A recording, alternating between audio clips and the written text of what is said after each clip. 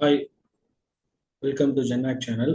நம்ம இன்னைக்கு பார்க்க போகிறது கெமிக்கல் இன்ஜினியரிங் கரியர் பார்த்து. இதில் வந்து நம்ம கரியரோட கோர்ஸோட ஓவர்வியூ, அப்புறம் ஸ்காலர்ஷிப்பு, என்னென்ன ஸ்கில்ஸ் எல்லாம் தேவை, ஜாப்ஸு, டிமாண்ட் growth எப்படி இருக்குது, மார்க்கெட்டிங் ட்ரெண்ட் எப்படி இருக்குது, அதுக்கப்புறம் ஹையர் ஸ்டடீஸ் என்னென்ன பண்ணலாம், அப்புறம் ஸ்டூடெண்ட்ஸ் என்ன பண்ணணும் என்ன பண்ணக்கூடாது அப்படின்றத பார்க்க போகிறோம். ஸோ மை செல்ஃப் கார்த்திகேயன், இதுதான் என்னோட ஃபோன் நம்பர், கரியர் கவுன்சிலர். நீங்கள் உங்களுக்கு ஏதாச்சும் கரியர் பற்றி டவுட் வேணும், இப்போ நீங்கள் 9th to 12th படிக்கிறீங்க, என்ன கோர்ஸ் எடுக்கணும், ஃப்யூச்சரில் எப்படி எந்த கோர்ஸ் என்ன டிமாண்ட் இருக்கும் அப்படின்னு தெரிஞ்சுக்கணுன்னா இந்த நம்பருக்கு வாட்ஸ்அப் பண்ணுங்கள். I will give you the details.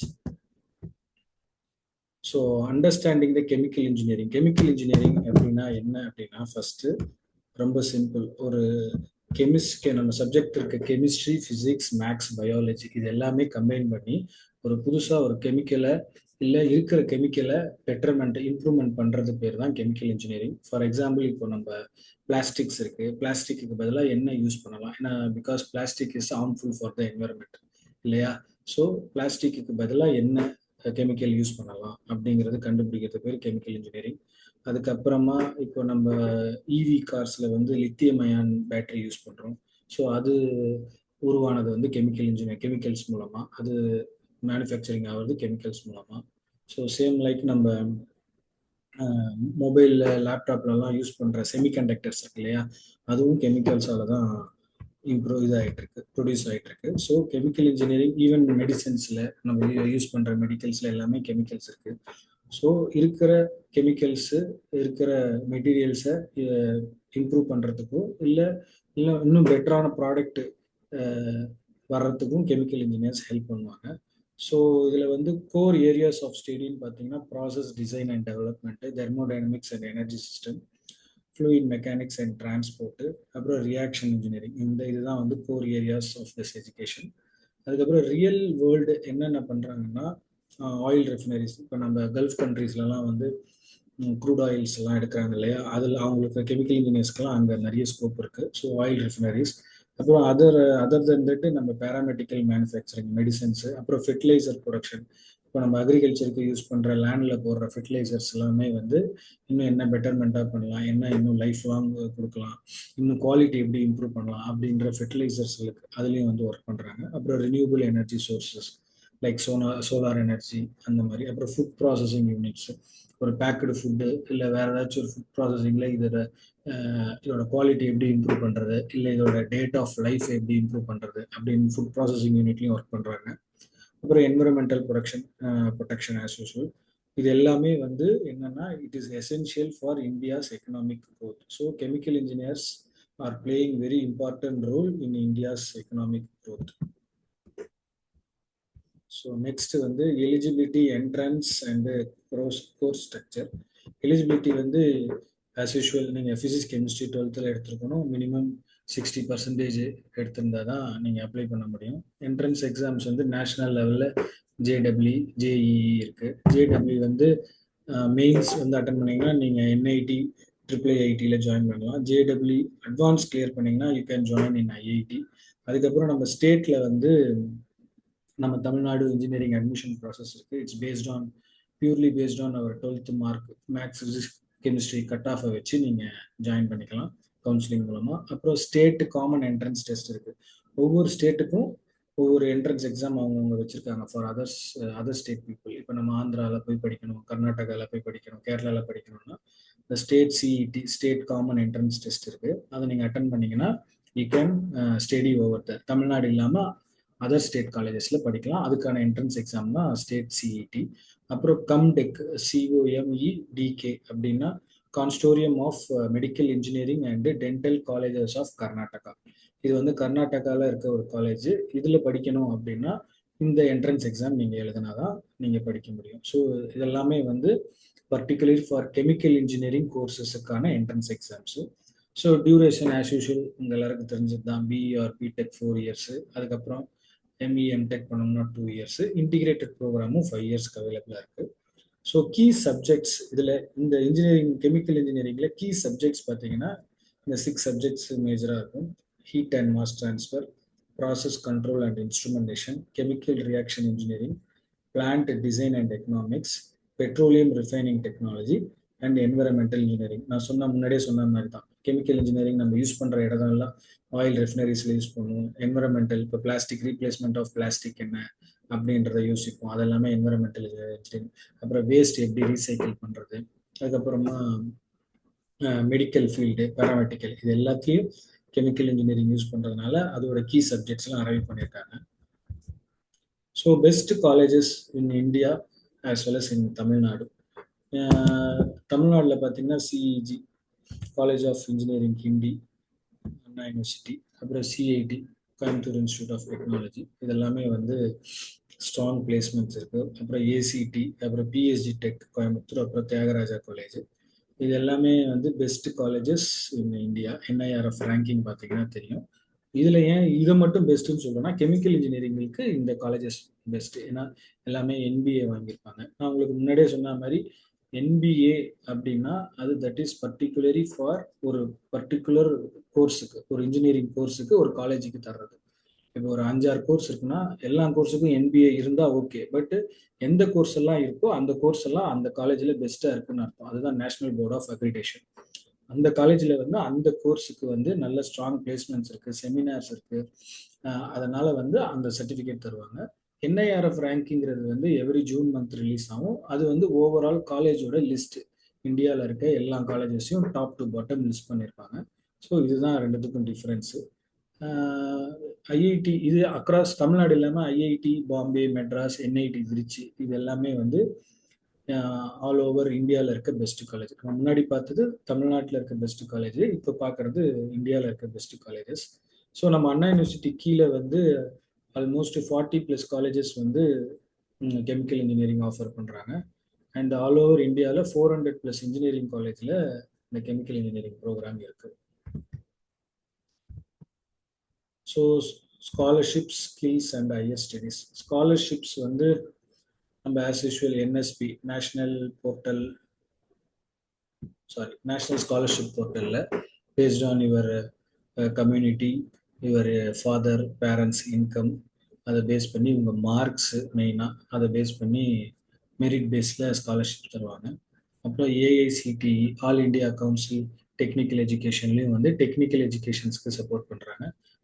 அந்த ஸ்டேட் கவர்மெண்ட் வந்து பேஸ்ட் ஆன் ஆஃபர்ஸ் அண்ட் ஸ்கீம்லேயும் வந்து ஸ்காலர்ஷிப் தராங்க. உங்களுக்கு டீட்டெயில்டாக என்னென்ன ஸ்காலர்ஷிப் எப்பப்போ ரிலீஸ் ஆகுது, எப்பப்போ உங்களுக்கு அப்டேட் வேணும் அப்படின்னா என்னோட வாட்ஸ்அப் நம்பரு இந்த உங்களுக்கு டிஸ்பிளேல இருக்குது. இந்த வாட்ஸ்அப் நம்பர் எனக்கு வாட்ஸ்அப் பண்ணுங்கள், நான் ஒரு சேனலில் உங்களை ஆட் பண்ணுவேன்.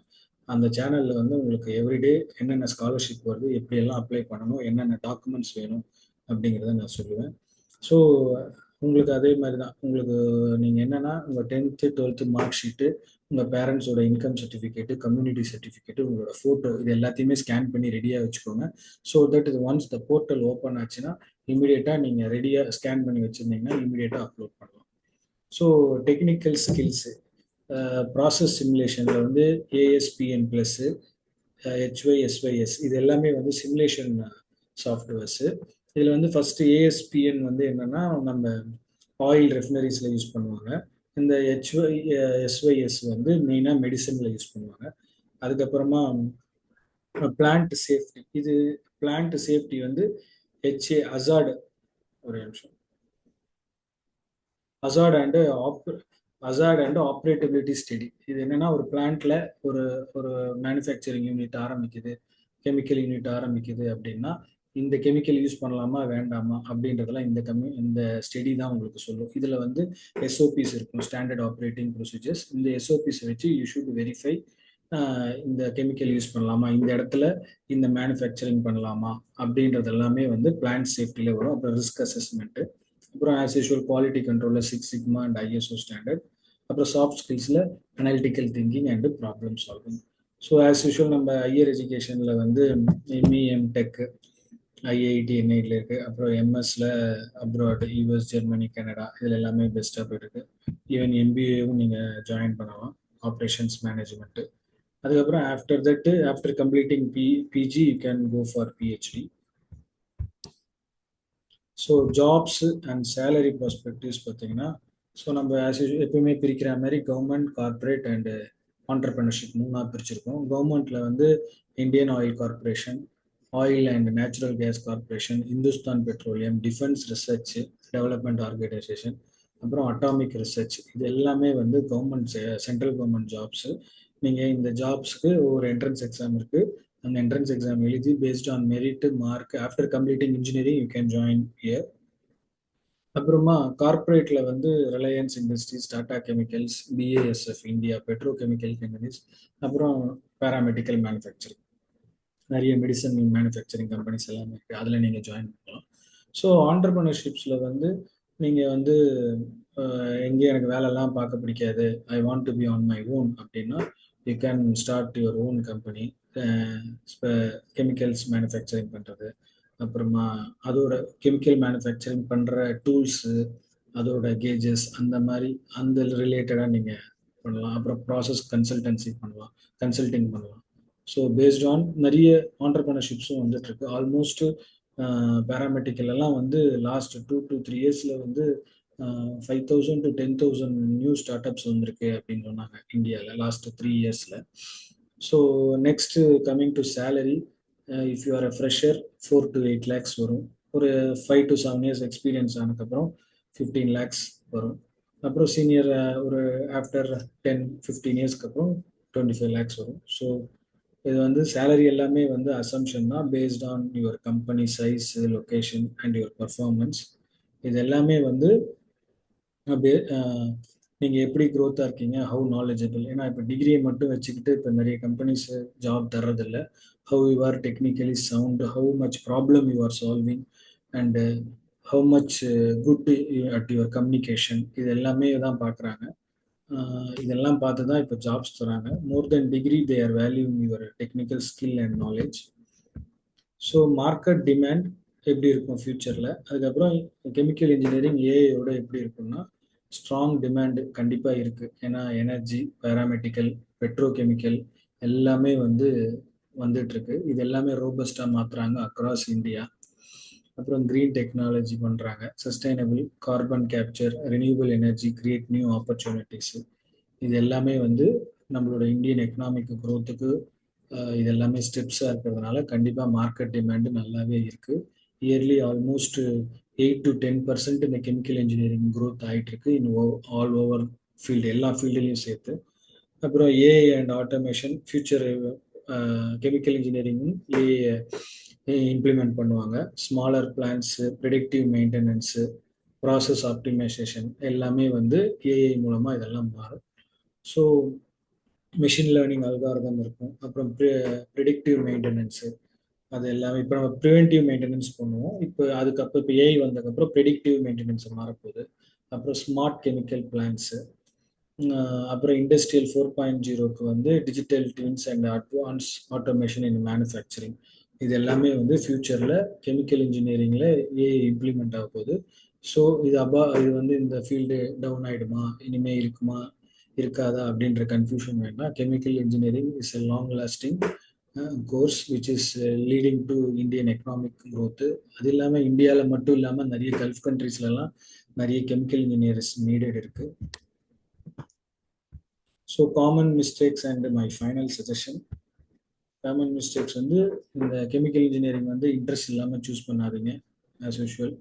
அதுக்கப்புறம் ப்ராக்டிக்கல் எக்ஸ்பீரியன்ஸ் நிறைய இருக்கணும். புக்கை படிச்சுட்டு மார்க் வாங்குறது மட்டும் won't help you. You should have a practical experience. அதுக்கப்புறமா நிறைய இண்டஸ்ட்ரீஸ் விசிட்ஸ் இதெல்லாமே நல்லா பண்ணணும், ஒர்க் ஷாப்ஸ் அட்டன் பண்ணணும், செமினார்ஸ் அட்டன் பண்ணணும். உங்களுக்குன்னு ஒரு ஒரு இன்ஸ்பிரேஷன் மாதிரி உங்கள் சீனியரோ இல்லை அந்த ஃபீல்டில் இருக்கவங்களோ ஒரு லிங்க்டின் பேஜில் அவங்கள ஃபாலோ பண்ணி என்ன லேட்டஸ்ட் ட்ரெண்டு வருது அப்படின்றத பார்க்கணும். அதுக்கப்புறம் மேத்தமேட்டிக்ஸில் வீக்காக இருக்கவங்க, கெமிஸ்ட்ரியில் வீக்காக இருக்கவங்க இதை எடுக்கிறது வந்து கஷ்டம். So if you are good at mathematics and chemistry உங்களுக்கு ஒரு ஸ்ட்ராங் ஃபவுண்டேஷன் இருக்கும், ஈஸியாகவும் படிக்கலாம். அதுக்கப்புறமா இதெல்லாம் தான் வந்து காமன் மிஸ்டேக்ஸ். ஃபைனல் என்ன லேட்டஸ்ட் அப்டேட் இருக்குது அப்படின்றத பாருங்கள். இன்டர்ன்ஷிப்ஸ் பண்ணுங்கள் கம்பெனிஸில் போய் படிக்கும்போது, செகண்ட் இயர் தேர்ட் இயர்லேயே. அப்புறம் ப்ராக்டிக்கல் நாலேஜ், முன்னாடியே சொன்ன மாதிரி ப்ராக்டிக்கல் நாலேஜ் ஒன்றும் இல்லை. நம்ம கெமிஸ்ட்ரி லேபில் சின்னதாக ஒரு டைட்ரேஷன் பண்ணி ஒரு ரிசல்ட் கொடுப்போம் இல்லையா, அதே வந்து ஒரு பெரிய கம்பெனியில் ஒரு பெரிய டைட்ரேட்டன் ஒரு கெமிக்கல் ரியாக்ஷன் பண்ணோம் அப்படின்னா அதனால அந்த பண்றதுனால ஒரு மெட்டீரியல் இம்ப்ரூவ்மெண்ட் ஆகுறதோ ஒரு லைஃப் இம்ப்ரூவ்மெண்ட் ஆகுறதோ பெட்டர்மெண்ட்டோ இல்லை நியூ மெட்டீரியலே நீங்கள் கிரியேட் பண்ணீங்கன்னா அதெல்லாம் தான் கெமிக்கல் இன்ஜினியரிங். ஸோ அந்த இன்ட்ரெஸ்ட் அந்த உங்களுக்கு அதில் கொஞ்சம் இன்ட்ரெஸ்ட் அதிகம் எனக்கு அந்த மாதிரி பண்ணுறது பிடிக்கும் அப்படின்னா it's right place to right course to படி sorry right course to get into chemical engineering. Then if you are இது எல்லாமே நீங்கள் பார்த்தீங்கன்னா நீங்கள் கெமிக்கல் இன்ஜினியராக நீங்கள் உங்கள் ஜர்னியை ஸ்டார்ட் பண்ணலாம். Because high demand across India across world. ஏன்னா இது வந்து நம்ம முன்னாடியே சொன்ன மாதிரி எனர்ஜி பார்மா மேனுஃபேக்சரிங் செக்டர்ஸில் எல்லாமே யூஸ் பண்ணுறோம். அப்புறமா ஃபியூச்சர் ஏஐயோட ஆட்டோமேஷன்ஸ் பண்ணி நிறைய நியூ மெட்டீரியல் நியூ ரூல்ஸ் எல்லாமே வரப்போகுது. குளோபல் ஆப்பர்ச்சுனிட்டிஸ் இருக்குது. இந்த குவாலிஃபிகேஷன் வந்து வேர்ல்டு வைடில் ரெகக்னைஸ் பண்ணுறாங்க. ஸோ இதுதான் வந்து கெமிக்கல் இன்ஜினியரிங் பற்றி இன்னைக்கு நம்ம பார்த்தது. ஸோ ஃபர்தராக எனி டவுட்ஸு எனி கிளாரிஃபிகேஷன்ஸ் வேணும் இஃப் இல்லைன்னா உங்களோட பசங்க 9th to 12th படிக்கிறாங்க இல்லை நீங்கள் 9th to 12th படிக்கிறீங்க அப்படின்னா உங்களுக்கு ஏதாச்சும் ஒரு கோர்ஸை பற்றி தெரியணும் அப்படின்னா just WhatsApp me in this number. நான் வந்து உங்களுக்கு கைட் பண்ணுவேன். உங்களை வாட்ஸ்அப் குரூப்பில் ஜாயின் பண்ணுவேன். அதில் வந்து நீங்கள் உங்களுக்கு டே டு டே என்னென்ன ஸ்காலர்ஷிப் இருக்குன்னு நீங்கள் பார்த்துக்கலாம். என்னென்ன கோர்ஸ் எப்படியெல்லாம் படிக்கணும் அப்படிங்கிறத பார்த்துக்கலாம். So thank you so much.